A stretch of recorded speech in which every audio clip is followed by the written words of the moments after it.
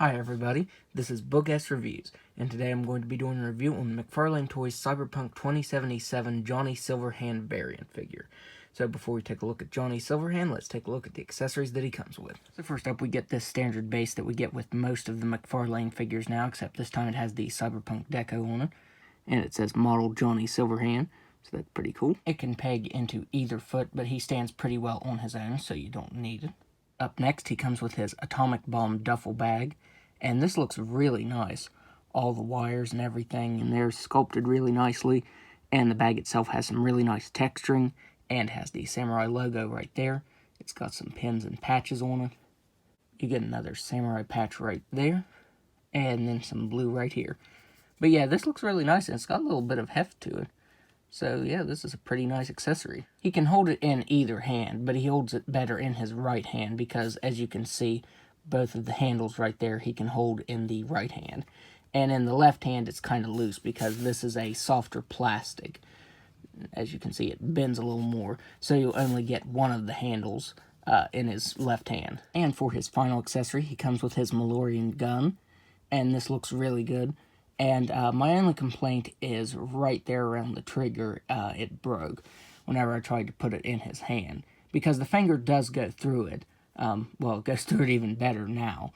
But it's a really soft, thin piece of plastic. So yeah, mine did split right there. But it has some really nice sculpt detail to it. And it has a little bit of silver painted on there. And if you look closely, it even says Malorian right there.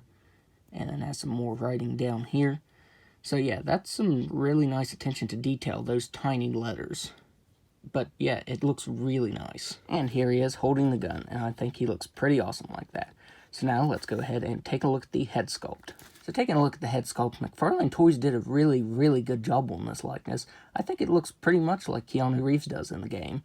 From the promo pictures, I wasn't too sure, but yeah, in person it's definitely a lot better. It looks pretty much just like the game.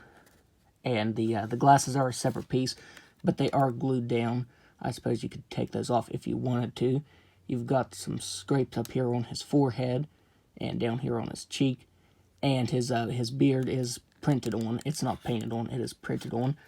But I think it looks pretty good. And the hair is also sculpted really, really nicely. And down here at the bottom, it is very soft and pliable, so that doesn't hinder the articulation at all.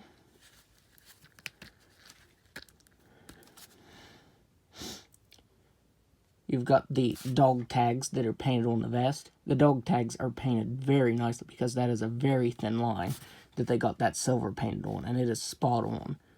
And then he has a light gray wash over top of it. And of course, on the back, you get his samurai logo, his samurai band logo, and that looks really good. I can't tell if that's painted or printed on. I want to say that's painted on, but yeah, it looks really good. His cyber arm also looks really nice.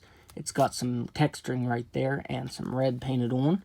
And then a black wash over the front. And this doesn't have a swivel right here. I definitely wish it would have had a swivel because I feel like they could have hidden that joint really well, but it doesn't. But you get some more sculpt detail to it.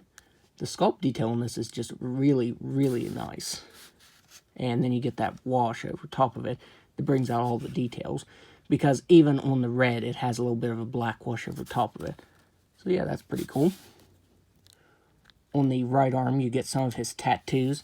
And they look good, but up close, the closer you get, you'll see how pixelated they get.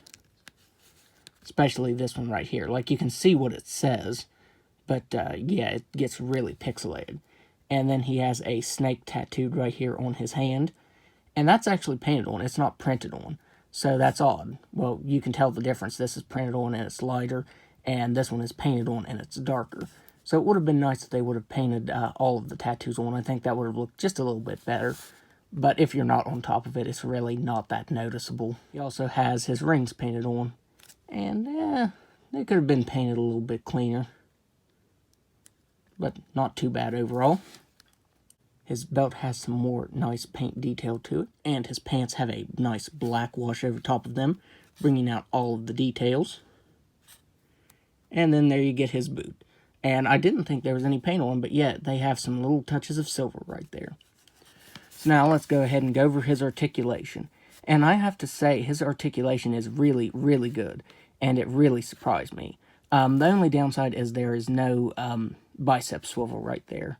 That is my only complaint. He has a ball-jointed head that can look back just about all the way. He can look down all the way.